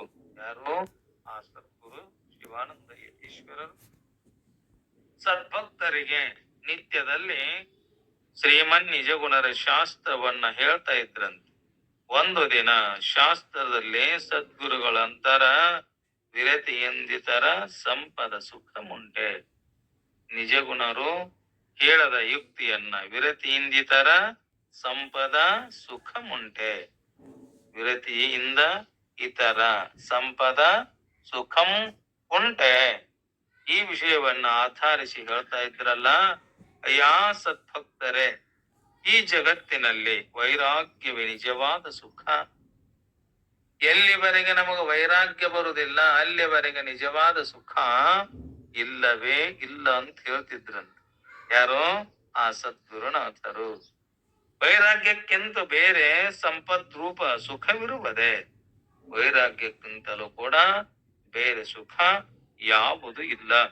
ಜಗತ್ತಿನಲ್ಲಿ ಲೌಕಿಕರೇ ಮಾಡ್ತಾರ, ಸ್ತ್ರೀ, ಪುತ್ರ, ಧನ, ಕನಕ, ಆನೆ, ಕುದುರೆ ಮೊದಲಾದ ಈ ಭೋಗ ಭಾಗ್ಯಗಳು ಸಂಪತ್ತಂತ ತಿಳ್ಕೊಂಡು ಅವೇ ಸುಖ ರೂಪ ಅಂತ ತಿಳ್ಕೊಂಡಾರಲ್ಲ. ಇನ್ನು ಆರೋಗ್ಯ ಶಾಸ್ತ್ರಕಾರರು ಕೂಡ ಶರೀರ ಸಂಪತ್ತೇ ಸಂಪತ್ತಂತಾರಲ್ಲ, ಇದಕ್ಕೆ ಯಾವ ಸಂಪತ್ತು ಸರಿಯಾಗಲಾರದು ಅಂತ ಹೇಳ್ತಾರೆ. ಯಾಕಂದ್ರ ಎಷ್ಟೇ ಭೋಗಗಳಿದ್ರೂ ಕೂಡ ಶರೀರ ಆರೋಗ್ಯ ಇಲ್ಲದಿದ್ದರೆ ಅವೆಲ್ಲ ವ್ಯರ್ಥ. ಈಗ ಒಬ್ಬ ಸಿರಿವಂತ ಏನ್ ಮಾಡ್ಯಾನ, ಸಕ್ರಿ 100 ಸಕ್ರಿ ಫ್ಯಾಕ್ಟ್ರಿ ಅದಾವ, ಖರೆ ಶುಗರ್ ಇತ್ತಂದ್ರ ಏನ್ ಮಾಡೋದು? ತಗೊಂಡು ಸಕ್ರೆ ರೋಗ ಇತ್ತಂದ್ರ ಆ ಸಕ್ರೆ ತಿಂದ್ರ ಅಲ್ಲ ಸಕ್ಕನ. ಎಷ್ಟು ಸಿರಿವಂತ ಇದ್ರ ಏನು ಪ್ರಯೋಜನ? ಆ ಸಿರಿ ಸಂಪತ್ತು ಸಾಕಷ್ಟು ಐತಂದ್ರು ಕೂಡ ಆ ತಿನ್ನುವ ಸುಖ ಭಾಗ್ಯ ಇರ್ಲಿಲ್ಲ ಅಂದ್ರ ಅದ್ ಏನು ಫಲ ಪ್ರಯೋಜನ? ಈಗ ಹೈನ, ಹಾಲು, ತುಪ್ಪ ಎಲ್ಲ ಐತಿ, ಖರೆ ಶರೀರದೊಳಗ BP ಇತ್ತಂದ್ರ ಏನಿದ್ರ ಏನು? ಅದಕ್ಕ ಇದೇ ಸುಖ ಅಂತ ಹೇಳ್ತಾರಲ್ಲ, ಶರೀರ ಸಂಪತ್ತನ ಹೆಚ್ಚಿನ ಸುಖ ಅಂತ ಹೇಳ್ತಾರಲ್ಲ, ಇದೆಲ್ಲ ವಿಚಾರ ಮಾಡಿ ನೋಡಿದಾಗ ಭೋಗ ಭಾಗ್ಯಗಳು ಕೂಡ ಶರೀರ ಸಂಪತ್ತು ಇವೂ ಕೂಡ ಏನದವ? ಯಥಾರ್ಥ ಸಂಪತ್ತು ಅಲ್ಲ. ಇವು ಎಲ್ಲ ಐತಿ, ಕರೆ ತಿನ್ನಾಕೈತಿ, ಉಣ್ಣಾಕೈತಿ, ಉಡಾಕೈತಿ, ಎಲ್ಲವೂ ಕೂಡ ಇದ್ದರೂ ಕೂಡ ಇವೆಲ್ಲ ನಿಜವಾದ ಸಂಪತ್ತಲ್ಲ. ಇವೆಲ್ಲ ಭಯಕ್ಕೆ ಕಾರಣ ಆಗ್ಯಾವ. ಈಗ ಸಿರಿ ಇತ್ತು, ಕಳ್ಳರ ಭಯ, ಮತ್ತ ಸರ್ಕಾರದವ್ರ ಭಯ. ಬಂಗಾರ ಇತ್ತು, ಅದು ಭಯ. ಯಾವ ತೋಡಕ್ ಹಾಕೊಂಡ್ ಹೋಗ್ತಾನೋ ಗೊತ್ತಿಲ್ಲ, ಯಾ ರಾಜ ಕೂಡ ಬಂದ ನಮ್ಮ ಸೋರಿಸಿ ತಗೊಂಡ್ ಹೋಗ್ತಾನ ಅನ್ನೋದ್ ಭಯ. ಎಲ್ಲವೂ ಕೂಡ ಏನದವ? ನಿಜವಾದ ಸುಖವನ್ನ ಕೊಡುವಂಥವು ಇವು ಅಲ್ಲ. ನಿಜವಾದ ಸಂಪತ್ತು ಯಾವುದು ಅಂದ್ರ ವಿರತಿ ಇಂದಿತರ ಸಂಪದ ಸುಖ ಮುಂಟೆ. ವೈರಾಗ್ಯಕ್ಕಿಂತಲೂ ಶ್ರೇಷ್ಠವಾದಂತ ಸುಖ ಯಾವ್ದಾದ್ರ ಐತೇನಪ್ಪ ಅಂತೇಳಿ ಆ ಭರ್ತೃಹರಿ ರಾಜನು ಕೂಡ ಕೇಳ್ತಾನೆ.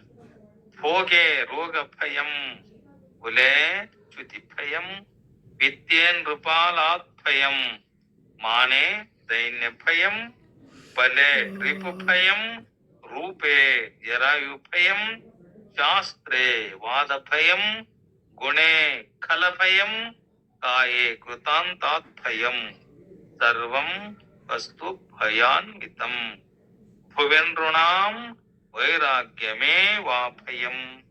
ಅಂದ್ರ ಭೋಗದಲ್ಲಿ ಏನಿದೆ? ರೋಗದ ಭಯ ಐತಂತ. ಕುಲದಲ್ಲಿ ಏನೈತಿ? ನಾವು ದೊಡ್ಡವರು ಕುಲದವರು, ನಾವು ದೊಡ್ಡ ಕುಲದವರು ಅನ್ನೋದು ಅದು ಭಯ ಐತಂತ.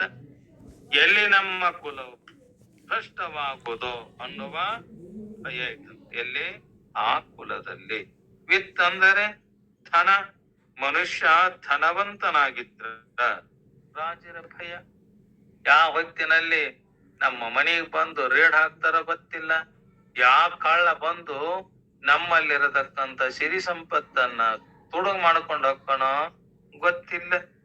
ರಾಜರ ಭಯ, ಕಳ್ಳರ ಭಯ, ಮತ್ತ ಅಣ್ಣ ತಮ್ಮಂದಿರ ಭಯ. ಹೀಗೆ ಧನದಲ್ಲಿ ಕೂಡ ಭಯ ತುಂಬಿಕೊಂಡದಲ್ಲ. ಇಂಥ ಭಯಗಳು ಏನದವ? ನಿಜವಾದ ಸಂಪತ್ತು ಅಲ್ಲ. ಮಾನವಂತ ಮನುಷ್ಯನಲ್ಲಿ ದೀನತ್ವದ ಭಯ ಐತದ. ನಾ ಬಡವನಾದರೆ ಅದೊಂದು ಭಯ. ಬಲವಂತನಿಗೆ ಶತ್ರುವಿನ ಭಯ ಐತಂತ. ನಾನು ಶೂರ ಧೀರ ಅದೇನೆ ಕರೆ, ಇನ್ನೊಬ್ಬ ನನ್ನ ಬಂದು ಸೋಲಿಸಿದರೆ ಅವಂಗೂ ಭಯ. ಅತಿರೂಪವಂತನಿಗೆ ಮುಪ್ಪಿನ ಭಯ. ಈ ಮುಪ್ಪು ರೂಪ ಇದ್ದವನಿಗೆ ಆ ಮುಪ್ಪು ಬಂದು ಆವರಿಸ್ತದದು. ಎಲ್ಲರಿಗೂ ಮುಪ್ಪು ಬರುದಾದು. ಅಗ್ರಿ ಶರೀರ ಸದೃಢ ಇದ್ದಾಗ, ಶರೀರ ಸುಂದರ ಇದ್ದಾಗ ಇದೇನೈತೆ? ಮುಪ್ಪು ಆವರಿಸಿದಾಗ. ಯೌವನ ಇದ್ದಾಗ ಮುಪ್ಪಿಲ್ಲ, ಮುಪ್ಪು ಬಂದಾಗ ಯೌವನ ಇಲ್ಲ. ನನಗ ಮುಪ್ಪು ಬರ್ತದಂತೂ ಕೂಡ ಅದ್ರ ಭಯನೂ ಐತಂತ. ಅದಕ್ಕ ಶಾಸ್ತ್ರಗಳಲ್ಲಿ ನಾ ದೊಡ್ಡ ಪಂಡಿತ ಅನ್ನೋ ವಾದದಲ್ಲಿ ಎಲ್ಲೇ ಸೋಲುವ, ಯಾವನೇ ವಾದದಲ್ಲಿ ವಾದವನ್ನ ಮಾಡಿ ನನ್ನನ್ನ ಸೋಲಿಸಿನಂದ್ರ ಅದು ಭಯ. ಅದಕ್ಕ ಪ್ರಸಂಗ ಬಂದಿತ್ತಂತ, ಅದಕ್ಕೂ ಅಲ್ಲೇನಿದೆ? ಭಯ ಐತಂತ. ಗುಣವಂತನಿಗೆ ದುಷ್ಟರ ಭಯ. ಈಗ ಸಜ್ಜನನಾದವನಿಗೆ ದುಷ್ಟರೇ ಮಾಡ್ತಾರ. ಯಾವ ಹೊತ್ತಿನಲ್ಲಿ ಹಂಗ್ಯಂಗ ಕಾಳ್ತಾರೋ ಗೊತ್ತಿಲ್ಲ, ಆ ಭಯ. ಆದ್ರ ವೈರಾಗ್ಯ ಮಾತ್ರ ಇದೇನಿದೆ? ಭಯರಹಿತ ಆಗಿದೆ. ಅಂದ್ರ ಯಾರು ನಿಜವಾದ ವೈರಾಗ್ಯದಿಂದ ಕೂಡಿರ್ತಾರಲ್ಲ ಅವರು ಯಾವುದನ್ನು ಇಚ್ಛಿಸುವುದಿಲ್ಲ. ಹೀಗೆ ಯಾರಿದ್ದರೇನೋ ಗುರುಭಕ್ತ ಕಾರ್ಯ ಮತ್ತು ದೀಪಕ ಮೊದಲಾದ ವೈರಾಗ್ಯವಂತರಾಗಿದ್ರಲ್ಲ, ಇವರ ವೈರಾಗ್ಯ ಮತ್ತ ಗುರು ಸೇವೆಯನ್ನ ಕಂಡು ಹರಿಹರ ಬ್ರಹ್ಮಾದಿಗಳು ಕೂಡ ಬಂದು ನೀವ್ ಏನು ಬಿಡ್ತೀರಿ ಬೇಡ್ರಂತಾರ. ಅದಕ್ಕ ನಚಿಕೇತನು ಕೂಡ ಕೇಳಿದಾಗ ಯಮರಾಜ ಏನಂತ? ನೋಡಪ್ಪ, ಆತ್ಮತತ್ವವನ್ನ ಬೇಡ ಬೇಡ, ನಿನಗ ಭೋಗ ಭಾಗ್ಯ ಆಯುಷ್ಯ ಸಿರಿ ಸಂಪತ್ತು, ದೇವಲೋಕದಲ್ಲಿರತಕ್ಕಂಥವ್ರು ನಿನ್ನ ದಾಸಿಯನ್ನಾಗಿ ನಿನ್ನ ಸೇವೆಯನ್ನ ಮಾಡುವ ಈ ರಾಜ್ಯವನ್ನ ಎಲ್ಲಾ ಕೊಡ್ತೇನೆ ಕರೆ, ಆದ್ರ ಆತ್ಮವನ್ನ ವಿದ್ಯೆಯನ್ನ ಮಾತ್ರ ಕೇಳ್ಬಿಡನ್ನು. ಯಾರಿಗೆ? ನಚಿಕೇತನಿಗೆ. ಅದಕ್ಕೆ ಅವ್ರಂತಾರ, ಹರಿಹರ ಬ್ರಹ್ಮರು ಕೂಡ ಬಂದು ನೀವ್ ಏನ್ ಬಿಡ್ತೀರಿ ಬೇಡ್ರಿ, ನೀವ್ ಬೇಡಿದ್ದನ್ನ ಕೊಡ್ತೇವೆ ಅಂತಾರ. ಹೇಳಲು ಅವರಿಗೆ ನಮಗೆ ಇನ್ನೊಂದು ಬೇಕೆನಿಸುವ ಇಚ್ಛೆ ಉತ್ಪತ್ತಿ ಆಗದಂತೆ ವರವನ್ನ ಕೊಡು ಅಂತ ಬೇಡಿಕೊಂಡ್ರು. ಇನ್ನೊಂದು ಯಾವುದು ಇಚ್ಛೆ ಆಗಿರಬಾರ್ದು ನಮಗ. ಮನದಲ್ಲಿ ಬೇಕೆಂಬ ಇಚ್ಛೆ ಎಂದೆಂದು ನಮ್ಮ ಜೀವನದೊಳಗ ಆಗಬಾರದು. ಇಹಲೋಕ ಮತ್ತು ಪರಲೋಕ ನಿಂದ ಮಾಡ್ತೇನಂದ್ರು ಕೂಡ, ಇಡೇ ರಾಜ್ಯವನ್ನ ನಿಂದ ಮಾಡ್ತೇನಂದ್ರು ಕೂಡ ಇದೇನಾಗ್ಯಾರ? ಅವ್ರು ತಿಳ್ಕೊಂಡಾರ ವೈರಾಗ್ಯವಂತ ತೃಣ ಸಮಾನ ಅಂತ ತಿಳ್ಕೊಂಡಾರ. ಅದಕ್ಕೆ ಏನ್ ಬೇಕು ಬೇಡ ಅಂದ್ರು ಕೂಡ ಇಂತ ನಿಜವಾದ ವೈರಾಗ್ಯವೇ ಶೀಲ ಪುರುಷರ ಮಾತ್ರ ನಿರ್ಭಯರಾಗಿ ಸುಖಿಗಳಾಗ್ಯಾರ ಅಂತೇಳಿ ಆ ಭರ್ತೃಹರಿ ಮಹಾರಾಜ ಹೇಳ್ತಾನೆ. ಶಿವಾನಂದರು ಹೇಳ್ತಾ ಇದ್ದಾಗ ಆ ದಿವಸ ಅದೇ ಊರಿನ ಚರಬಸಪ್ಪನೆಂಬ ತರುಣನಿಗೆ ಹೆಣ್ಣು ಕೊಡಲು ಬಂದಂತ ಬೀಗ್ರಂತರ ಆ ಶಾಸ್ತ್ರ ಮುಗಿದಂತಡೆ ಆ ಶಾಸ್ತ್ರ ಮುಗಿದು ಒಂದೇ ತಡ ತಮ್ಮ ಕನ್ಯೆಯ ಕಣ್ಣು ಬಣ್ಣ ಸೌಂದರ್ಯ ವರ್ಣ ಮಾಡ್ತಾ ಹತ್ತಿದ್ರಲ್ಲ, ಅವರನ್ನ ಕಂಡು ಗುರು ಕಂಗನ್ಯದಿಂದ ನೋಡ್ತಾ ಏನಂತಾರ? ಏ ಮಂದಮತಿ ಶಿಷ್ಯನೇ, ಅಂಗಜನ ಬಾಣಕ್ಕೆ ಒಳಗಾಗಿ ಶಿವಮಂತ್ರ ಜಪ ಲಿಂಗಾರ್ಚನೆ ಗುರೂಪದೇಶಾದಿ ವೈರಾಗ್ಯಗಳ ಸುಖವನ್ನ ಹೊಂದದೆ ಅಂಗನೆಯರ ಆಲಿಂಗನಕ್ಕೆ ಮನಸ್ಸೋತು ಭೋಗ ಲೋಲುಪ್ತನಾಗಿ ಅನಂತ ವಾಸನೆಗಳಿಂದ ಮರಣ ರೂಪ ಸಂಸಾರಕ್ಕೆ ಗುರಿಯಾಗುವೆಯ ಮಂಗನೆ, ನೀಚನೆ, ವಿಷಯಾಂಧನೆ, ನೋಡು ನೋಡು ಅಂತ ಹೇಳಿ ಮಾಡಿದ್ರು ಸದ್ಗುರುನಾಥರು. ಕಡುಕೋಪದಿಂದ ಅವನನ್ನ ಕೆಳಗೆ ನೂಕಿ ತನ್ನ ಕಠಿಣತರವಾದ ಪಾದ ರಕ್ಷಗಳಿಂದ ಮೈ ಕಣ್ಣಾಗುವಂತೆ ಹೊಡೆದರು. ಯಾರು? ಶಿವಾನಂದ ಯತೀಶ್ವರರು. ಶಿವನು ಕಾಮನನ್ನ ಕಿಡಿಗಣ್ಣಿನೆಂದು ಸುಟ್ಟು ತುಳಿಯುವಂತೆ ಅವನನ್ನ ಮೆಟ್ಟಿ ತುಳಿದ್ರಂತ. ಆ ಶಿಷ್ಯ ಹೆಣ್ಣು ಕೊಡಲಿಕ್ಕೆ ಬಂದಂತ ಬೀಗ ನಾನಾ ತರವಾಗಿ ಇವರು ಹೇಳುವಾಗ ಹಿಂಗಂದಾಗ ಏನ್ ಮಾಡಿದ್ರು, ಸಿಟ್ಟಿನಿಂದ ಇದನ್ನ ಕಂಡು ಕಣ್ಣಾರೆ ನೋಡಿ ಇದನ್ನ ಕಂಡು ಇವನಿಗೆ ಹೆಣ್ಣು ಕೊಡಲು ಬಂದ ಬೀಗರು ಕೂಡ ಭಯಪಟ್ಟು ನಮ್ಮ ಗತಿ ಏನಾಗುವುದು. ಅವಾಗ ಅನ್ಸ್ತಾನ, ಅಯ್ಯೋ ಅವನ ಗತಿನ ಹೆಂಗಾಗೈತಂದ್ರ ನಮ್ ಗತಿ ಹೆಂಗಾಗುವುದು ಅಂತ ತರ ನಡಗಾಕ ಹತ್ತಿದ. ಕೇಳದೆ ಓಡ್ ಹೋದ್ರಂತ. ಆ ಗುರುಗಳ ಶಾಸ್ತ್ರವನ್ನ ಬಿಟ್ಟು ಇವರು ಸಿಟ್ಟಾಗಿದ್ದನ್ನ ನೋಡಿ ಓಡ್ ಹೋದ್ರಂತ. ಆಗ ಆ ಬಸವನು, ಸಾಕು ಸಾಕು ಗುರುವೇ, ಇನ್ನೆಂದಿಗೂ ನಾನು ಕನ್ಯೆಯರನ್ನ ತೆರೆದು ನೋಡುವುದಿಲ್ಲ. ಯಪ್ಪಾ, ನಾನು ಕಣ್ಣಾರೆ ಇನ್ನು ಎಂದೆಂದು ಆ ಕನ್ಯೆಯನ್ನ ನೋಡುವುದಿಲ್ಲ. ಸದ್ಗುರುವೇ, ಈ ದೇಹವಿರುವ ಪರ್ಯಂತರ ನಿನ್ನ ಸೇವೆಯಲ್ಲೇ ಕಾಲ ಕಳೆಯುವೆ. ನಿಮ್ಮಾನೆಗೂ ನಾನು ಸಂಸಾರವನ್ನ ಮನದಲ್ಲಿಯೂ ಬಯಸಲಾರೆ ಅಂತ ಹೇಳಿ ಮಾಡಿದ ಗುರುಪಾದದಲ್ಲಿ ಸಾಷ್ಟಾಂಗ ನಮಸ್ಕಾರ ಮಾಡಿ, ಅವಾಗ ಸದ್ಗುರುಗಳು ಸಂತೋಷದಿಂದ ಆ ಶಿಷ್ಯನನ್ನ ಎತ್ತಿ ಮುದ್ದಾಡಿ, ಹೇ ಕುಮಾರನೇ, ಈ ಮಾತನ್ನ ನೀನು ನಡೆಸಿಕೊಟ್ಟೆಯಾದರೆ ಎಂದೆಂದು ಸವೆಯದ ಶಿವಸುಖವನ್ನ ನಾನು ನಿನಗೆ ಕರುಣಿಸ್ತೇನೆಪ್ಪ. ಅವಾಗ ಆ ಶಿಷ್ಯನ ಮಸ್ತಕದ ಮೇಲೆ ತಮ್ಮ ಶುಭ ಹಸ್ತವನ್ನಿರಿಸಲಾಗಿ ಆ ಪರಮ ಶಿಷ್ಯನಾದ ಬಸವನಿಗೆ ದಿವ್ಯ ಸಮಾಧಿಗೆ ಪ್ರಾಪ್ತ ಆತಂತ. ಅವಂಗೆ ಮಾಡ್ಯಾರ, ಬೀಗರು ಹೆಣ್ಣು ಕೊಡಲಿಕ್ಕೆ ಬಂದಾರ. ಅಂತವರಲ್ಲೂ ಈ ಹಾಳು ಸಂಸಾರಕ್ಕ ಅಂಗನೆಯ ಆಲಿಂಗನಕ್ಕೆ ಮನಸೋತು ಭೋಗ ಲುಪ್ತನಾಗಿ ಅನಂತ ವಾಸನೆಗಳಿಂದ ಈ ಜನನ ಮತ್ತು ಮರಣ ಸಂಸಾರಕ್ಕೆ ಗುರಿಯಾಗಿವೆಯಾ ಮಂಗನೆ, ನೀಚನೆ ಅಂತೇಳಿ ನೋಡು ನೋಡು ಅಂತ ಸಿಟ್ಟಿಗೆ ತಂದಾಗ ತರ ನಡಿಯಪ್ಪ, ನಾ ಎಂದೆಂದು ಇನ್ನು ಕಣ್ಣೆತ್ತಿ ನೋಡುವುದಿಲ್ಲ ಯಪ್ಪ. ನಿನ್ನ ಕೃಪೆ, ನಿನ್ನ ಆ ಕೃಪೆ ನನ್ನ ಮೇಲೆ ಆತಂದ್ರ ಆ ಭಗವಂತನನ್ನ ಕೊಡುವ, ನಾ ಯಾವಾಗೂ ನಿನ್ನನ್ನ ಬಿಟ್ಟು ಒಂದು ಕ್ಷಣನಾಗಿರಲಾರೆ ಅಂತೇಳಿ ಆ ಬಸವ ಆ ಸದ್ಗುರುಗಳಿಗೆ ಏನ್ ಮಾಡಿದ, ದೀರ್ಘದಂಡ ನಮಸ್ಕಾರ ಮಾಡಿ, ಸಾಕೆನಿಸದ ಸವೆಯದ ಬೇಕೆಂದು ಬೇಕೆನಿಸದ ಅಂತ ಸುಖವನ್ನ ಕೊಡುವಂತಹ ಸದ್ಗುರುಗಳು ಏನ್ ಮಾಡಿದ್ರಂದ್ರ ಆ ಬಸವನಿಗೆ ತಮ್ಮ ಅಮೃತಮಯವಾದ ಹಸ್ತವನ್ನ ಅವನ ಮಸ್ತಕದ ಮೇಲೆ ಇಟ್ಟಾಗ ದಿವ್ಯ ಸಮಾಧಿ ಪ್ರಾಪ್ತಾಗಿತ್ತಂತ. ಯಾರಿಗೆ? ಆ ಬಸವನಿಗೆ. ಮತ್ತ ಆ ವಿಷಯವನ್ನ ಮತ್ತ ಏನೇನ್ ಹೇಳ್ತಾರ ಅನ್ನೋದನ್ನ ನಾಳೆ ದಿನ ನಾವೆಲ್ಲರೂ ಕೂಡ ಚಿಂತನ ಮಾಡೋಂಬಲ್ಲಿಗೆ ಸಮಯ ಮುಗಿದಿದೆ. ಓಂ ಸಹನಾ ಭವತು ಸಹನೌ ಭುನಕ್ತು ಸಹ ವೀರ್ಯಂ ಕರವಾವಹೈ ತೇಜಸ್ವಿನಾವಧೀತಮಸ್ತು ಮಾ ವಿದ್ವಿಷಾವಹೈ. ಓಂ ಶಾಂತಿ ಶಾಂತಿ ಶಾಂತಿ. ಎಲ್ಲರಿಗೂ